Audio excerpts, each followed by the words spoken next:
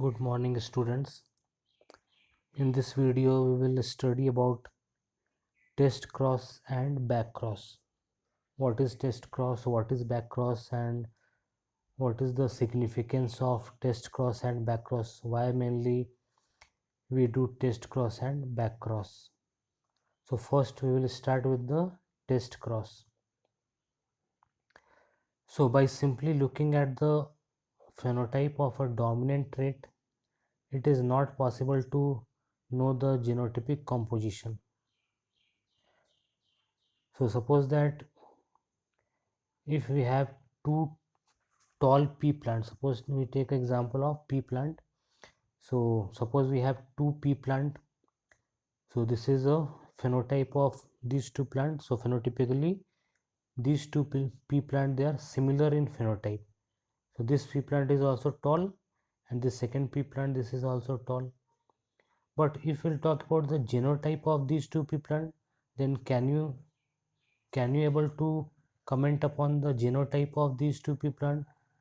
Is it possible to comment upon the genotype of these two pea plant? So answer is absolutely no, because the genotype of this pea plant, it may be either capital T or it may be capital T small t. In both the condition, in if the genotype will be capital T or it will be capital T small t, in both the cases the phenotype will be the tall pea plant. So here a big problem arises. So we are knowing that the phenotype is tall. So but regarding genotype, we are not knowing that exactly what will be the genotype. So either suppose that for this plant, so what will be the genotype? So it may be capital T or it may be capital T small t. So answer will be between these two, but exactly whether the genotype will be capital T or it will be capital T small t. So this we will find with the help of test cross. So if suppose if I will keep one small pea plant, then what will be the genotype? So 100% the genotype of that small pea plant, it will be 100% small t, because small, that dwarf pea plant is only possible when the genotype will be small t. But if the genotype will be capital T or capital T small t, then both the cases formation of tall plant will take place, just what we are seeing here. So exactly what is the genotype here? So we will find out with the help of test cross. So that is, for example, whether a tall plant from F1 or F2 has capital T or capital T small t composition cannot be predicted. Suppose if any plant having the, if any plant is a tall plant, then it may be the genotype capital T, or it may be that the genotype of that tall plant, it will be capital T small t. So the actual, the genotype of that plant, it cannot be predicted. So therefore, to determine the genotype of a tall plant at F2 generation, Mendel crossed the tall plant from F2 generation with a dwarf plant. This he called a test cross. So try to recall that Mendel's monohybrid cross. So in Mendel's monohybrid cross, so he crossed the two parent which differ in one contrasting character. So he crossed one tall pea plant with a dwarf pea plant, and in F1 generation all the four progeny which he got, so all the four progeny was the tall pea plant. So in from F1 to F2 generation, when he went to F2 generation, then he observed that all the four progeny, out of those four progeny, three progeny, they are the tall plant and only one plant was the dwarf plant. So this plant, the genotype of this plant was that Mendel, he was sure that the genotype of this plant, 100% the genotype of this dwarf plant, it will be small t.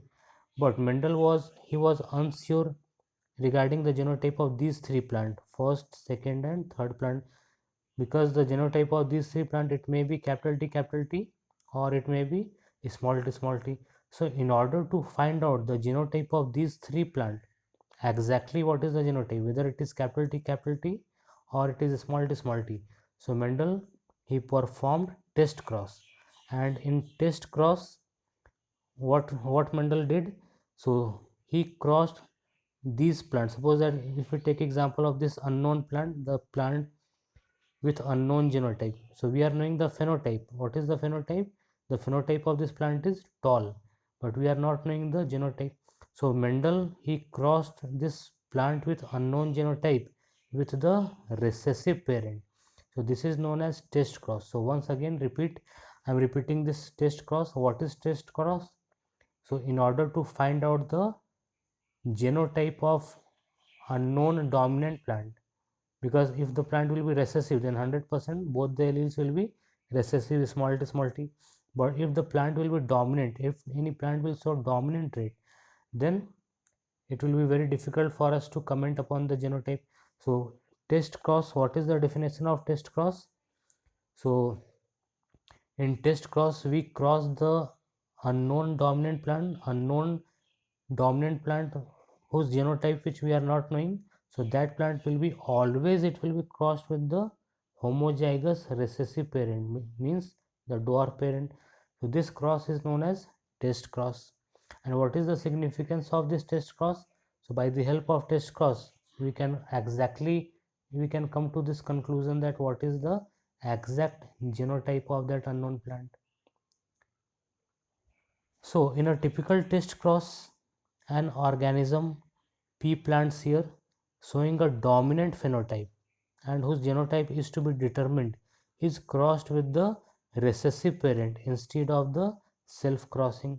So in test cross, always we have to cross the plant with unknown genotype with the recessive parent. So this cross is known as test cross. And why we are doing so? To find out the exact genotype of the dominant plant. So the progeny of such a cross can easily be analyzed to predict the genotype of the test organism. So the result of typical test cross where violet color flowers is dominant over white color flower, using Punnett square, try to find out the nature of offspring of a test cross. What ratio did you get using the genotypes of this cross? Can you give a general definition for a test cross? So in NCERT book, this diagram is given, which is related with the test cross. So with the help of this diagram, try to understand what is test cross. So here one example is taken related with the pea plant. So which character is considered here? The flower color of the pea plant. So we all know that flower color of pea plant is a trait which will have flower color of pea plant is a character which will have two alternative trait, that is violet color flower and white color flower. So violet color flower is a dominant trait and white color flower is the recessive trait. So what will be the genotype of that white color flower? So this white color flower, what will be the genotype of this white color flower? So if it is a recessive trait, then 100% it will be small w. The genotype of this white flower will be small w. But if the flower color of the pea plant will be violet, then what are the condition? What are the two chances of genotype? So first chance is that the genotype of this flower, it may be capital W, then only it can produce violet flower, which is a dominant trait. Or second option is that the genotype of this violet color flower, it will be capital W, small w. In this case also it will produce that violet color flower. So now here our task is to find out the genotype of this plant. So we are knowing that phenotypically this is dominant trait. Violet color flower is a dominant trait, but we are not knowing the genotype.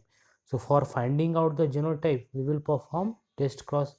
So in test cross, always we will cross this plant with unknown genotype with the recessive parent. So what is the genotype of recessive parent? It will be small w. So just forgot about this diagram. So don't look at this diagram, just focus upon this diagram only. So here when we will cross this unknown plant, the plant with unknown genotype, when we will cross this plant with homozygous recessive parent, and if all the 4 plant which we will get in F1 generation will show the dominant trait, means if all the flower will be of violet color, then 100% the genotype of this unknown plant will be capital W, capital W. If when we can say the genotype of this flower will be capital W, capital W, when we will cross this plant with homozygous recessive parent, means when we will perform test cross, and in test cross if we will get the result, if all the plants in F1 generation will show the violet color, then 100% the genotype of this plant will be capital W, capital W. Or in second case, suppose that if you will perform test cross, if you will cross this plant with homozygous recessive parent, and if in F1 generation we will get this type of result, that 50% of the plant will produce violet flower and 50% of the plant will produce white flower, then in this, if we will get this result, then the genotype of this flower will be capital W, small w. So once again I am repeating this. So the genotype of this flower will be only one, either it will be capital W, or it will be capital W, small w. So if we will, when we will do test cross, when means when we will cross this plant with homozygous recessive parent, and if in F1 generation if it will produce all the violet flower, means if it will show all the dominant trait, then the genotype will be capital W, capital W. And if we'll perform test cross, and if in F1 generation we will get 50% violet flower, 50% white flower, in that condition the genotype of this unknown plant will be capital W, small w. So this is known as the test cross. So always we have to remember, in test cross we cross plant with unknown genotype with the recessive parent. Recessive means small w in any, for any trait it will show the small letter. Now come to the back cross. What is back cross and what is the significance of back cross? So back cross, the mating of a hybrid organism with one of its parents or with an organism genetically similar to that parent. In annual breeding, back cross is often called as a top cross. So back cross is mainly what? So in back cross, we cross progeny of F1 generation. So just try to recall the monohybrid cross of Mendel monohybrid cross. So where the tall pea plant, they were crossed with the dwarf pea plant. In F1 generation, Mendel he got all the 4 offspring as a tall plant. So in back cross, what we do? So simply the progeny of F1 generation, it may either be crossed with the tall plant or dwarf plant. So this is known as back cross, means when the progeny of F1 generation, they are back cross or they are crossed with any of the parent, either it may be the homozygous dominant or homozygous recessive. So such type of cross is known as back cross. And what is the significance of back cross?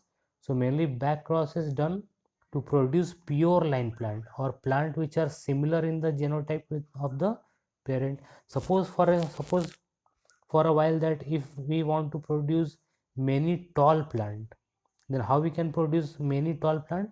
So simply the progeny of F1 generation, we will cross this progeny with the tall parent. So for many generation we will perform this, and finally we will get tall plant. Suppose for a while if we want to produce many dwarf plant, then we have to perform back cross. So we will cross this progeny of F1 generation with the homozygous recessive parent. So this, when we will do so, then after many generation we will get plant with dwarf size or dwarf stem. So this is known as back cross. So what is basic difference between test cross and back cross? So in test cross, the plant with unknown progeny, the plant with unknown genotype, it will always crossed with the homozygous recessive parent. But in back cross, the progeny of F1 generation, it can either be crossed with the homozygous dominant parent or homozygous recessive parent. What is the significance of test cross? So by the help of test cross, we can exactly find out the genotype of unknown plant. What is the significance of backcross? So by the help of backcross we can produce pure line plant. Either we can produce, for example, here if we'll perform backcross, then we can produce pure line plant, that tall plant having genotype capital T, or pure dwarf plant having genotype small t. So for many generation, progeny of F1 generation, it can be crossed by either of the parents. So this is known as back cross. So this much only in this video. Next video we will discuss about the incomplete dominance and codominance. Thank you.